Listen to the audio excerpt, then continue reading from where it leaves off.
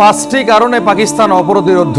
পৃথিবীর কোনো শক্তি এই পাঁচটি কারণে পাকিস্তানের সঙ্গে যুদ্ধে জড়াবে না। 1 নাম্বার কারণ হচ্ছে পাকিস্তানের সেনাবাহিনী। পাকিস্তানের কাছে রয়েছে মোট 5,60,000 অ্যাক্টিভ সেনা এবং রিজার্ভে রয়েছে আরো 5,50,000 সেনা এবং ন্যাশনাল গার্ডে রয়েছে আরো 1,85,000 সেনা।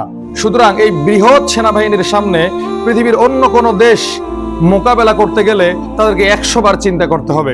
2 নম্বরে পাকিস্তানের কাছে রয়েছে শক্তিশালী বিমান বাহিনী। তাদের বহরে আছে প্রায় 800টি যুদ্ধ বিমান। এর মধ্যে 450টি রয়েছে ফাইটার জেট। এর মধ্যে রয়েছে আমেরিকার তৈরি F-16 যুদ্ধ বিমান, চীনের তৈরি JF-17 এবং চীন এবং পাকিস্তানের যৌথভাবে তৈরি MiG-21 এবং রাশিয়ার তৈরি MiG-29। এরকম অত্যাধুনিক প্রযুক্তির যুদ্ধ বিমান কিন্তু পাকিস্তানের বহরে আছে। 3 নম্বরে তাদের শক্তিশালী যে অস্ত্রটা আছে সেটা হচ্ছে তাদের দেশের ট্যাঙ্ক। তাদের দেশে মোট 4,619টি কামান রয়েছে এবং 2,537টি ট্যাঙ্ক রয়েছে। সুতরাং এত বড় ট্যাঙ্ক বহরের সামনে অন্য কোনো দেশ সহজে আসতে চাইবে না। 4 নম্বরে তাদের রয়েছে শক্তিশালী ভৌগোলিক অবস্থা।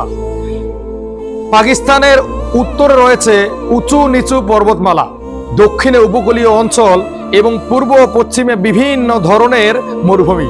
এই সমস্ত উঁচু নিচু পর্বত পার হয়ে, এই সমস্ত মরুভূমি পার হয়ে কোনো দেশের সেনাবাহিনী তাদের সঙ্গে কিন্তু যুদ্ধে বেশি দিন টিকতে পারবে না। 5 নম্বরে রয়েছে পাকিস্তানের সবথেকে শক্তিশালী অস্ত্র, সেটা হচ্ছে পারমাণবিক বোমা।